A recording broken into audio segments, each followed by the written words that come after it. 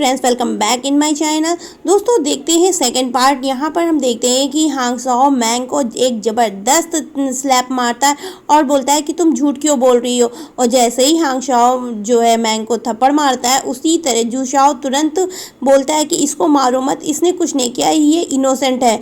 तो Hong Sao को ये चीज़ बहुत बुरी लगती है। अंकल, ये गर्लफ्रेंड तो मेरी है, लेकिन आपको इसके बारे में ज़्यादा मालूम है। और इधर ही इनकी मॉम बोलने शुरू कर देती है, बोलती है कि यांगशी जो है गलत है और उसे एक थप्पड़ मार देती है। यहाँ पर झूठी कसम यांगशी भी खा लेती कि उस दिन वो उसके साथ बाथरूम में नहीं थी, वहाँ पे वो नहीं थी, जिसकी वजह से उसकी मॉम को उस पर ट्रस्ट करना पड़ जाता है। और नेक्स्ट सीन में दिखाते हैं कि उसकी मॉम बोलती है कि तुमने अपना कड़ा क्यों उतारा। और यहाँ पे दिखाते हैं इसके जो फादर होते हैं वो सिर्फ यांगशी की जो जायदाद होती है उसके फादर की, उसके नाम, उसकी वजह से इसको प्रोटेक्ट करते हैं। इसके अलावा कोई भी जो है इशू नहीं होता। और हॉस्पिटल में दिखाते हैं ग्रैंडपा को होश आ चुका होता है, तो वहाँ पे वो हर तरह से हांग शाओ को प्रोटेक्ट कर रहे थे। हांग शाओ को कंपनी का सीईओ बनाना चाह रहे होते और जुसाओ को कुछ भी नहीं। यहाँ पे दिखाया जाता है कि जुसाओ की जो मॉम होती है वो बोलती है जब हमको यांगशी की 10 मिलियन प्रॉपर्टी हमको मिल जाएगी तो उसके बाद में हम हांग शाओ से ज़्यादा हो जाएंगे। उसके बाद शेयर का कोई मायने नहीं रखता, हम हर हाल में कंपनी पर अपना दावा बोल सकते हैं। अभी हम नहीं कर सकते कुछ भी। और इसके लिए उन्होंने यांगशी को ग्रैंडपा की सेवा के लिए लगा दिया था कि तुम जो है इनकी जो है टेक केयर करो। और इधर पे दिखाते हैं कि जब यांगशी टेक केयर ग्रैंडपा की कर रही होती तभी वहाँ पे हांग साओ आ जाता है और उसको बाहर ले जाता है अपने साथ कुछ चिल करने के लिए। तो वो बहुत खुश होती है। यहाँ इसके हाथ में ब्रेसलेट देख करके हांग साओ को बहुत ही अजीब सा लगता। वो बोलता है तुम इस ब्रेसलेट को क्यों पहने रहती हो, ये तो जो है नौकर होने की निशानी होती है ना। तो बोलती हाँ, मैं पिछले 10-11 साल से इसे पहनी हुई हूँ और अब मुझे अजीब भी नहीं लगता है, मुझे लगता है यही मेरी पहचान है। तो हांग साओ बोलता है नहीं, ये तुम्हारी पहचान नहीं, तुम्हारी पहचान मेरी जो है गर्लफ्रेंड की है और मैं जल्दी एक दिन तुमको इससे जो है शादी दिला दूंगा। यांगशी को ये सब बातें सुनकर के बहुत अच्छा लग रहा होता है, क्योंकि पहली बार उसके लिए किसी ने कुछ अच्छा बोला होता है, कोई उसकी जो है टेक केयर कर रहा होता है। और यांगशी उसको बताती है उसके पेरेंट्स की डेथ एक कार एक्सीडेंट में हो गई थी और उसके बाद में फिर उसकी जो मॉम थी वो भी उसके सामने ही मर गई। और यहाँ पर दिखाया जाता है कि हां शाओ की भी सेम इसी तरह की स्टोरी होती और वो बोलता है कि हाँ, मेरी भी जो है मॉम और डैड मेरे ही सामने मर गए थे। तो यांगशी बोलती हम दोनों ही एक तरह के हैं, हम दोनों ने ही अपने पेरेंट्स को बचपन में खोया था, तो आज से मैं तुम्हारी टेक केयर करूँगी, जो भी तुमको जो है नुकसान पहुँचाएगा मैं उसके खिलाफ बोलूँगी और मैं तुम्हारी पूरी तरह से मदद करूँगी, तुम्हारी लाइफ से मैं कभी नहीं जाऊँगी। ये सब बातें सुन करके हां साओ भी थोड़ा इमोशनल हो जाता है और वो यांगशी को गले लगा देता है। नेक्स्ट सीन दिखाते हैं यांगशी पूरे दिल से ग्रैंडपा की सेवा कर रही होती और यांगशी की सेवा से ग्रैंडपा भी बहुत खुश हो जाते हैं। और वो ये नहीं बताते हैं कि उसकी और हांग साओ की सगाई बचपन में ही हो गई थी। और यहाँ मैंग को दिखाते हैं, मैंग आती है और यांगशी को बोलती है कि तुम हांग साओ से दूर रहो, वो मेरा क्रश है। तो यहाँ पे यांगशी भी हमारी कम नहीं होती, वो बोल देती है कि ऐसा है, तुम्हारा क्रश होगा पर अभी वो मेरा प्रेजेंट में बॉयफ्रेंड है और मेरा प्यार है और मैं अपने प्यार से गिव अप नहीं करूँगी। तुम्हें जाना है, तुम वैसे भी जो है जुशाओ के साथ ज़्यादा रहती हो, तो तुम उसी के पास जाओ, तुम क्यों बिना काम के हमारे बीच में आ रही हो। जब इस तरह से मैंग सुनती है जवाब तो वो बहुत ही ज़्यादा हर्ट हो जाती और वो जाती है जुशाओ के पास। और यहाँ पे हांग साओ आता है और यांगशी को बोलता है मैंने तुम्हारे पेरेंट्स के बारे में जो है जाँच पड़ताल करी, जिसमें कि तुम्हारे फादर की भी डेथ हो चुकी है और उनको किसी ने उनकी प्रॉपर्टी के लिए मार दिया और उनकी प्रॉपर्टी में बहुत बड़ा घपलाव भी हुआ है, जिसकी वजह से यांगशी को बहुत ज़्यादा सैड फील होता है। और यहाँ पर दिखाते हैं मैंग वहाँ पर आती है और हांग साओ की और यांगशी की पीछे से वीडियो बना लेती है। और नेक्स्ट सीन दिखाते हैं ये कार में होते हैं दोनों और बात कर रहे होते हैं कि आखिर किसने मारा है। तो इनको पता चलता है कि जुसाओ के फादर मतलब यांगशी के अंकल ने ही मारा होता है उसके फादर को, जिसकी वजह से हांग साओ और यांगशी दोनों ही बहुत ज़्यादा सैड होते हैं। और इसके बाद में यांगशी बोलती कि मैं तो सोच रही थी मेरे अंकल मेरी टेक केयर करते, मेरी देखभाल करते, लेकिन मुझे क्या मालूम था ये मेरी जायदाद के लिए सिर्फ मेरी देखभाल करते हैं। और नेक्स्ट सीन दिखाते हैं जब ये बाहर होती उतनी ही बीच में जुशाओ की मॉम आ जाती और उसको घसीट के पकड़ते हुए बाहर ले जाते हैं। यहाँ पे ग्रैंडपा भी ये सब चीज़ें जानते हैं कि हांग साओ और यांगशी का बचपन में ही सगाई हो गई थी, लेकिन वो जो है उनको बता नहीं पाते और जुशॉ की मॉम दिखाती है वीडियो, बोलती है ये देखो तुम्हारे साथ में हांग शाओ है, तुम आखिर क्या कर रही हो। और यहाँ पे जुशॉ को भी दिखाते हैं, इसके साथ बहुत बुरी तरह ट्रीट करता है। जैसे ही वीडियो देखता है और बोलता है कि तुम ये जो है मेरा मुंह काला कर रही, ये कर रही, वो कर रही, मतलब उल्टे सीधे शब्द। और यहाँ इसकी मॉम भी उसको मारती है और बोलती है तुम्हारी शादी कुछ दिनों में जुशॉ को होने वाली है, और तुम उसके निफ्यू के साथ उसकी उंगलियां इंजर्ड करना शुरू कर देती है। लेकिन यांगशी जो है यहाँ पे बोलती नहीं, ये सब गलत है, ये सब सच नहीं है। इतने में ही दिखाती है हांग शाओ वहाँ पर आ जाता है मैंग को लेकर के, और मैंग से बोलता है सच सच बोलो तो क्या ये सच है या झूठ। इतने में यांगशी हमारी बेहोश हो जाती है और मैंग वहाँ पर रोते हुए बोलने लगती है कि नहीं ये सब झूठ है, मैंने जो है जानबूझ के यांगशी को बदनाम करने के लिए ये वीडियो बना करके झूठा भेजा था। जिसकी वजह से दिखाते हैं नेक्स्ट सीन, यांगशी को ये उठा करके हॉस्पिटल ले जाते हैं और मैंग ये सब देख करके आगे जाना शुरू कर देती है और वो भी हॉस्पिटल के लिए जाना शुरू करती है हांग शाओ की कार में। लेकिन हांग शाओ उसको बोलता है तुम यहाँ से उतर जाओ, तुम्हारी कोई ज़रूरत नहीं है। नेक्स्ट सीन दिखाते हैं हांग शाओ बहुत ही ज़्यादा सैड हो रहा होता है और वो बोलता है मैंग से मैं तुम्हें एक ही शर्त पर माफ़ कर सकता हूँ, यदि तुम अभी जो है यहाँ से चली जाओ फ़ौरन। तो वो जो है अपने पेरेंट्स को फ़ोन करके बोलती है कि मैं अभी जो है फ़ौरन कंट्री जा करके स्टडी करना चाहती हूँ। और नेक्स्ट सीन दिखाते हैं हॉस्पिटल में यांगशी को होश आ जाता है, फिर वो जो है हांग शाओ के साथ में फ्लर्ट करना शुरू कर देती, किसिंग करना शुरू कर देती।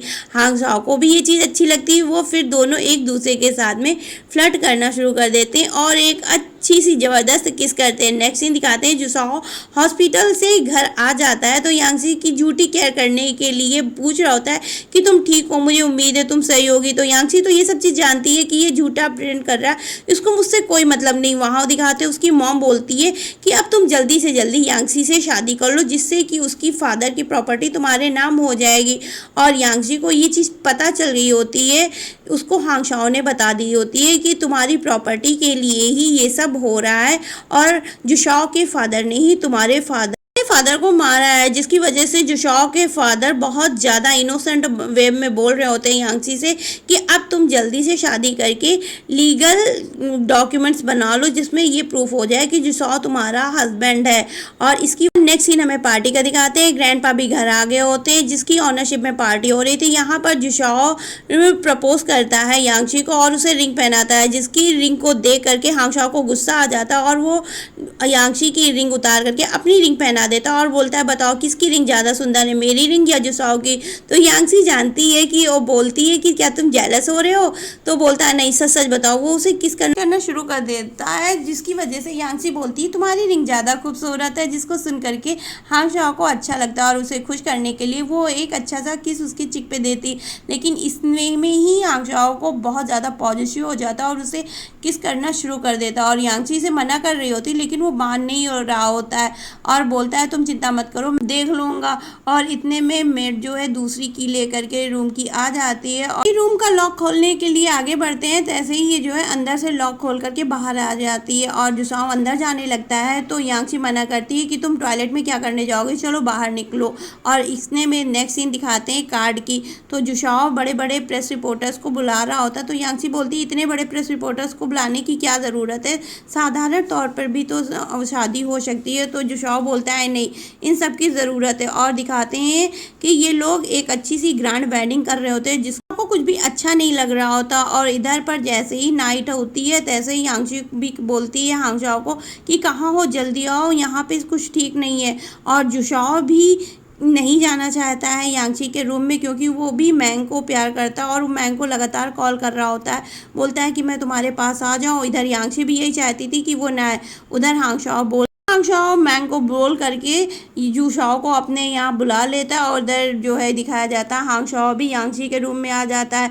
फिर यांगशी जैसे ही हांग शाओ को देख लेती वो खुश हो जाती, बोलती है तुम, मैं समझी जुशॉ है। तो बोलता है क्या तुम मुझे नहीं याद कर रही थी, तो बोलती है हाँ मैं तुम्हें याद कर रही थी लेकिन तुम क्या यहाँ पे नाइट स्पेंड करोगे।